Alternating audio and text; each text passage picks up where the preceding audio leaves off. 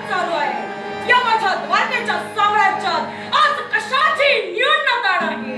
हे कशामुळे असेल तर ही सारी द्वारका माझा वरिष्ठ भ्राता कृष्ण सांभाळतोय म्हणून नव्हे, तर त्या कृष्णाच्या पाठीशी हा बलराम दादा खंबीरपणे उभा आहे.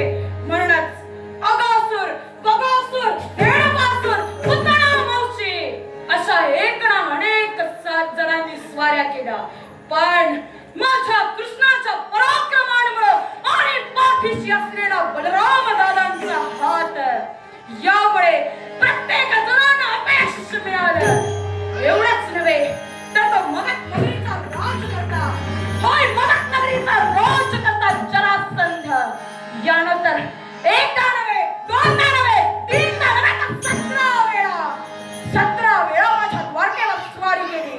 पण द्वारकेचा द्वारकाधीश न्यायाधीश बलराम दादा कृष्णाच्या पाठीशी खंबीरपणे उभा होता. म्हणूनच 18व्या वेळेस ज्यावेळेस त्या जरासंधानं माझ्या द्वारकेवर स्वारी केली, त्याच वेळेस युधिष्ठिराचा महासूर्य यज्ञ चालू होता.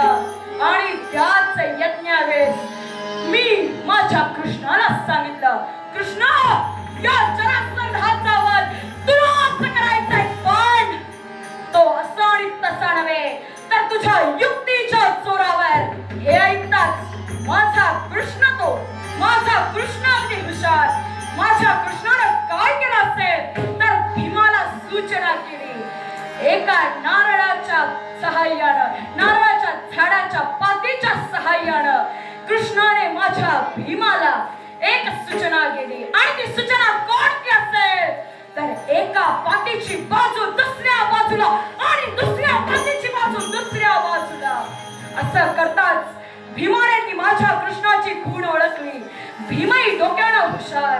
भीमानं काय केलं असेल तर चालू असलेल्या मल्ल युद्धात दोघांच्याही पराक्रमांची पराकाष्ठा सुरू होती. वातावरण भयानक झालेलं होतं. सारी द्वारका अगदी हतबल झाली होती. कशासाठी असेल तर जिंकतय कोण, पण द्वारकेच्या मनात विश्वासही तेवढाच होता. बलराम दादा असताना द्वारकेवर अपयश येणं शक्य. ही खूण ओळखून, माझ्या कृष्णानं केलेली खूण ओळखून भीमानं त्या जरासंधाची डावी बाजू उजवीकडे आणि उजवी बाजू डावीकडे केली. आणि अशा प्रकारे माझ्या कृष्णानं जरासंधाचा 18व्या वेळेसही वध केला. एवढंच नव्हे तर असे अनेक पराक्रम माझ्या कृष्णानं गाजवले. कशामुळे असतील तर हा हलायुध पाठीशी होता. हा कृष्ण अजून राहिला तरी कुठं? येऊ दे, याचीच नाटकं झाली. येऊ दे,